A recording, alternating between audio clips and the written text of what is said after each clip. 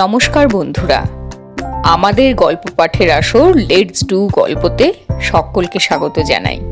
আজ আমরা পড়ব কবিগুরু রবীন্দ্রনাথ ঠাকুরের মুসলমানির গল্প। শুনতে থাকো, খুব ভালো লাগবে। গল্প শুনে ভালো লাগলে লাইক করো, শেয়ার করে অন্যদের শোনার সুযোগ করে দিও। আসরে আজ প্রথমবার এলে বা এখনো সাবস্ক্রাইব না করে থাকলে করে দিও প্লিজ। পাশে থাকা নোটিফিকেশন বেল আইকনটা অবশ্যই ক্লিক করো, তাতে আসরে যখনই কোনো নতুন গল্প আসবে সবার আগে তার খবর তোমার কাছে পৌঁছে যাবে। তাহলে চলো শুরু করা যাক। আজকের গল্প রবীন্দ্রনাথ ঠাকুরের মুসলমানির গল্প। তো চলো, লেটস স্টার্ট, লেটস ডু গল্প।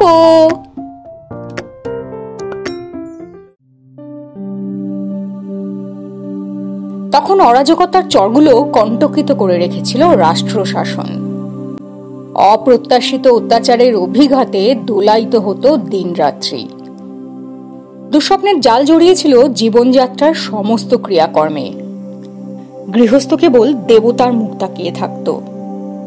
অপদেবতার কাল্পনিক আশঙ্কায় মানুষের মন থাকত আতঙ্কিত। মানুষ হোক আর দেবতাই হোক, কাউকে বিশ্বাস করা কঠিন ছিল। কেবলই চোখের জলের দোহাই পাড়তে হতো। শুভকর্ম অশুভ কর্মের পরিণামের সীমারেখা ছিল ক্ষীণ। চলতে চলতে পদে পদে মানুষ হোঁচট খেয়ে খেয়ে পড়ত দুর্গতির মধ্যে। এমন অবস্থায় বাড়িতে রূপসী কন্যার অভ্যাগম ছিল যেন ভাগ্য বিধাতার অভিসম্পাত। এমন ঘরে মেয়ে এলে পরিজনরা সবাই বলতো পোড়ামুখী বিদায় হলেই বাঁচি। সেই রকমেরই একটা আপদ এসে জুটেছিল 3 মহলার তালুকদার বংশীবদনের ঘরে। কমলা ছিল সুন্দরী, তার মা বাপ মারা গিয়েছিল। সেই সঙ্গে সেও বিদায় নিলে পরিবার নিশ্চিন্ত হতো, কিন্তু তা হলো না। তার কাকা বংশী অত্যন্ত স্নেহে অত্যন্ত সতর্কভাবে এতকাল তাকে পালন করে এসেছে। তার কাকি কিন্তু প্রতিবেশিনীদের কাছে প্রায়ই বলতো, দেখো তো ভাই, বাপ মা ওকে রেখে গেল কেবল আমাদের মাথায় সর্বনাশ চাপিয়ে। কোন সময় কি যে হয় বলা যায় না। আমার এই ছেলেপিলের ঘর, তারই মাঝখানে ও যেন সর্বনাশের মশাল জ্বালিয়ে রেখেছে। চারিদিক থেকে কেবল দুষ্ট লোকের দৃষ্টি এসে পড়ে। ওই একলা ওকে নিয়ে আমার ভরাডুবি হবে কোনোদিন, সেই ভয়ে আমার ঘুম হয় না। এতদিন চলে যাচ্ছিল একরকম করে। এখন আবার বিয়ের সম্বন্ধ এলো। সেই ধুমধামের মধ্যে আর তো ওকে লুকিয়ে রাখা চলবে না। ওর কাকা বলতো, সেই জন্যই আমি এমন ঘরে পাত্র সন্ধান করছি যারা মেয়েকে রক্ষা করতে পারবে। ছেলেটি মোচাখালীর পরমানন্দ শেঠের মেজ ছেলে। অনেক টাকার তবিল চেপে বসে আছে। বাপ মলেই তার চিহ্ন পাওয়া যাবে না। ছেলেটি ছিল বেজায় শৌখিন। বাজ পাখি উড়িয়ে, জুয়ো খেলে, বুলবুলের লড়াই দিয়ে বুক ঠুকে ঠুকেই টাকা ওড়াবার পথ খোলসা করেছিল। নিজের সম্পদের গর্ব তার খুব ছিল। অনেক মাল ছিল। মোটা মোটা ভোজপুরি সব পালোয়ান ছিল, সবাই বিখ্যাত লাঠিয়াল। সে বলে বেড়াতো সমস্ত তল্লাটের কোন ভগ্নিপতির পুত্র আছে যে ওর গায়ে হাত দিতে পারবে। মেয়েদের সম্বন্ধে সে ছেলেটি বেশ একটু শৌখিন ছিল। তার এক স্ত্রী আছে, আরেকটি নবীন বয়সের সন্ধানে সে ফিরছে। কমলার রূপের কথা তার কানে উঠল। শেঠ বংশ খুব ধনী, খুব প্রবল। ওকে ঘরে নেবে, এই হলো তাদের পণ। কমলা কেঁদে বলল, কাকামুনি, কোথায় ভাসিয়ে দিচ্ছ আমাকে? তোমাকে রক্ষা করার শক্তি থাকলে চিরদিন তোমাকে বুকে করে রাখতুম, জানো তো মা। বিবাহের সম্বন্ধ যখন হলো, ছেলেটি খুব বুক ফুলিয়ে এলো আসরে। বাজনা বাদ্যি সমারোহের অন্ত ছিল না। বাবাজি, এত ধুমধাম করা ভালো হচ্ছে না, সময় খুব খারাপ। শুনে সে আবার ভগ্নিপতির পুত্রদের আস্পর্ধা করে বললে, দেখা যাবে সে কেমন করে কাছে ঘেঁষে। কাকা বললে, বিবাহ অনুষ্ঠান পর্যন্ত মেয়ের দায় আমাদের, তারপর মেয়ে এখন তোমার। তুমি ওকে নিরাপদে বাড়ি পৌঁছবার দায় নাও। আমরা এ দায় নেওয়ার যোগ্য নই, আমরা দুর্বল। ও বুক ফুলিয়ে বললে, কোনো ভয় নেই। ভোজপুরি দারোয়ানেরা গোঁপ চারা দিয়ে দাঁড়ালে সব লাঠি হাতে। কন্যা নিয়ে বর চলল সেই বিখ্যাত মাঠের মধ্যে, তালতড়ির মাঠ। মধুমোল্লার ছিল ডাকাতদের সর্দার। সে তার দলবল নিয়ে রাত্রি যখন 2 প্রহর হবে মশাল জ্বালিয়ে হাঁক দিয়ে এসে পড়ল। তখন ভোজপুরীদের বড় কেউ বাকি রইল না। মধুমোল্লার ছিল বিখ্যাত ডাকাত, তার হাতে পড়লে পরিত্রাণ নেই। কমলা ভয়ে চতুর্দোলা ছেড়ে ঝোপের মধ্যে লুকোতে যাচ্ছিল। এমন সময় পেছনে এসে দাঁড়ালো বৃদ্ধ হবির খাঁ। তাকে সবাই পয়গম্বরের মতোই ভক্তি করত। হবির সোজা দাঁড়িয়ে বললে, বাবা সকল, তফাৎ যাও, আমি হবির খাঁ। ডাকাতেরা বললে, খাঁ সাহেব, আপনাকে তো কিছু বলতে পারবো না, কিন্তু আপনি আমাদের ব্যবসা মাটি করলেন কেন? যাই হোক, তাদের ভঙ্গ দিতেই হলো। হবির এসে কমলাকে বললে, তুমি আমার কন্যা, তোমার কোনো ভয় নেই। এখন এই বিপদের জায়গা থেকে আমার ঘরে চলো। কমলা অত্যন্ত সংকুচিত হয়ে উঠল। হবির বললে, বুঝেছি, তুমি হিন্দু ব্রাহ্মণের মেয়ে, মুসলমানের ঘরে যেতে সংকোচ হচ্ছে। কিন্তু একটা কথা মনে রেখো, যারা যথার্থ মুসলমান তারা ধর্মনিষ্ঠ ব্রাহ্মণকেও সম্মান করে। আমার ঘরে তুমি হিন্দু বাড়ির মেয়ের মতোই থাকবে। আমার নাম হবির খাঁ, আমার বাড়ি খুব নিকটে। তুমি চলো, তোমাকে আমি নিরাপদে রেখে দেব। কমলা ব্রাহ্মণের মেয়ে, সংকোচ তার কিছুতেই যেতে চায় না। সেই দেখে হবির বলল, দেখো মা, আমি বেঁচে থাকতে এই তল্লাটে এমন কেউ নেই যে তোমার ধর্মে হাত দিতে পারে। তুমি এসো আমার সঙ্গে, ভয় করো না। হবির খাঁ কমলাকে নিয়ে গেল তার বাড়িতে। আশ্চর্য এই, মুসলমান বাড়ির 8 মহলা বাড়ির 1 মহলে আছে শিবের মন্দির আর হিন্দুয়ানির সমস্ত ব্যবস্থা। এক হিন্দু ব্রাহ্মণ এলো। সে বললে, মা, হিন্দু ঘরের মতো এই জায়গা তুমি জেনো, এখানে তোমার জাত রক্ষা হবে। কমলা কেঁদে বললে, দয়া করে কাকাকে খবর দাও, তিনি নিয়ে যাবেন। হবির বললে, বাছা, ভুল করছো। আজ তোমার বাড়ির কেউ তোমায় ফিরে নেবে না, তোমাকে পথের মধ্যে ফেলে দিয়ে যাবে। না হয় একবার পরীক্ষা করে দেখো। হবির খাঁ কমলাকে তার কাকার খিড়কির দরজা পর্যন্ত পৌঁছে দিয়ে বললে, আমি এখানে অপেক্ষায় রইলুম।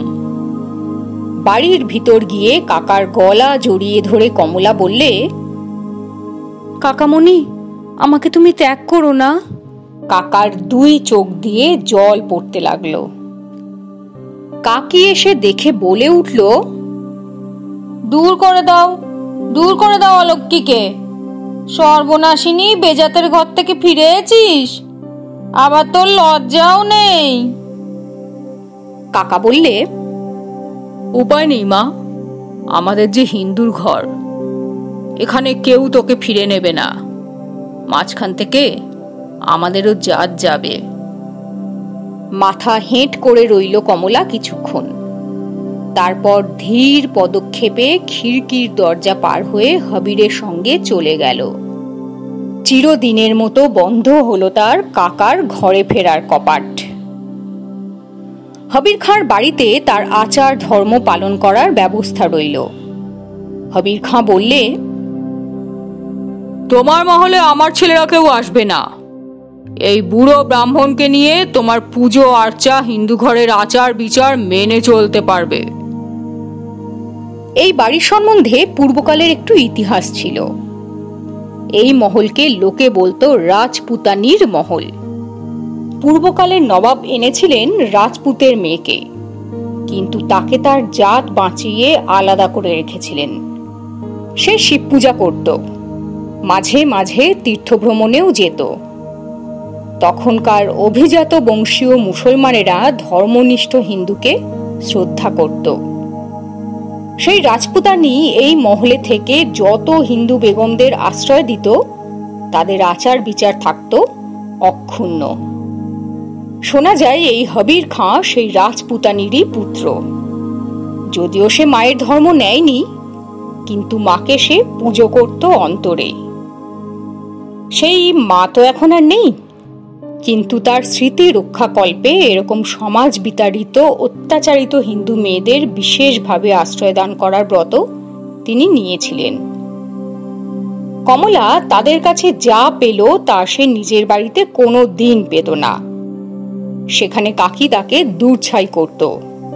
কেবলই শুনত সে অলক্ষী, সে সর্বনাশী, সঙ্গে এনেছে সে দুর্ভাগ্য, সে মলেই বংশ উদ্ধার পায়। তার কাকা তাকে লুকিয়ে মাঝে মাঝে কাপড় চোপড় কিছু দিতেন। কাকির ভয়ে সেটা গোপন করতে হতো। রাজপুতানি মহলে এসে সে যেন মহিষীর পথ পেল। এখানে তার আদরের অন্ত ছিল না।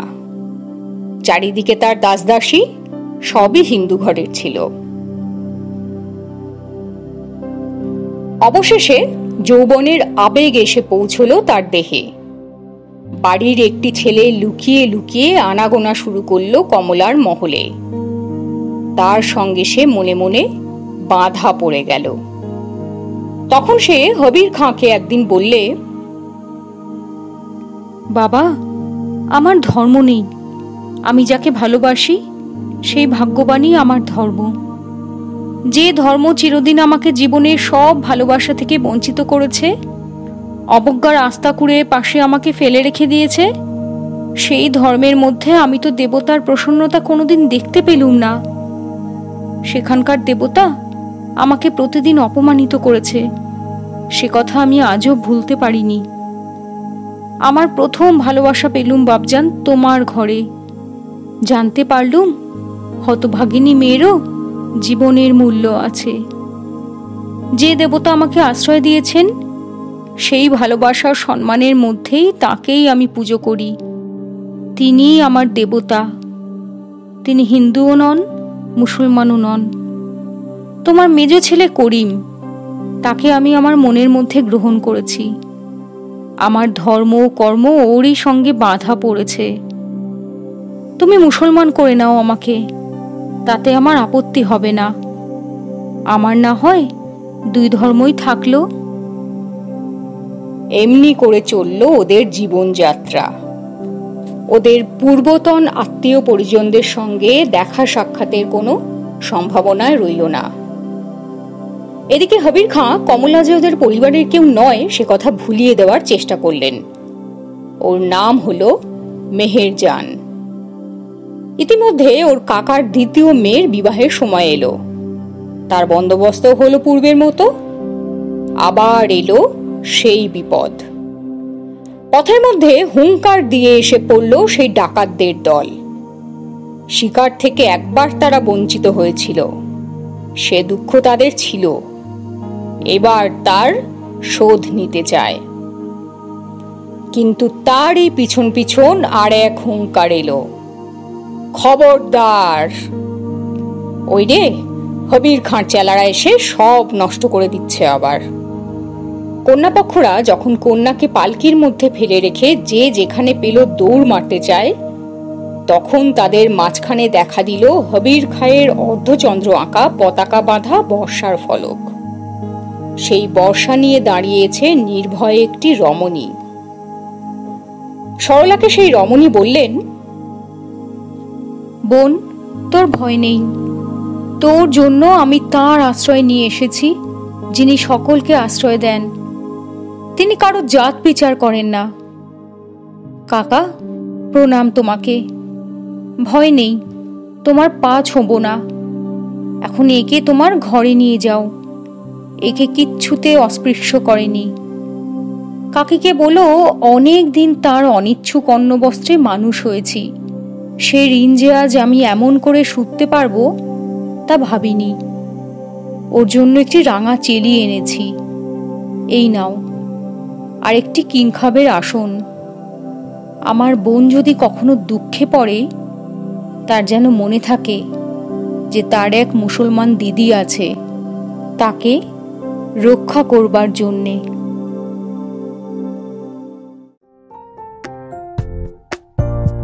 শেষ হলো কবিগুরুর লেখা মুসলমানের গল্প। কেমন লাগলো কমেন্ট করে জানিও। অন্য কোনো গল্প শোনার ইচ্ছে হলে সেটাও আমাকে কমেন্ট করে জানিও, চেষ্টা করব পাঠ করার। গল্প শুনে ভালো লাগলে লাইক করো, শেয়ার করে অন্যদের শোনার সুযোগ করে দিও। আসরে আজ প্রথমবার এলে বা এখনো সাবস্ক্রাইব না করে থাকলে করে দিও প্লিজ। পাশে থাকা নোটিফিকেশন বেল আইকনটা অবশ্যই ক্লিক করো, তাতে আসরে যখনই কোনো নতুন গল্প আসবে সবার আগে তার খবর তোমার কাছে পৌঁছে যাবে। তাহলে আজকের মতো বিদায় নিচ্ছি, আবার হাজির হব লেটস ডু গল্পের পরবর্তী এপিসোডে এরকমই অসাধারণ কোনো একটা গল্প নিয়ে। Till then take care and stay tune to let's do গল্প।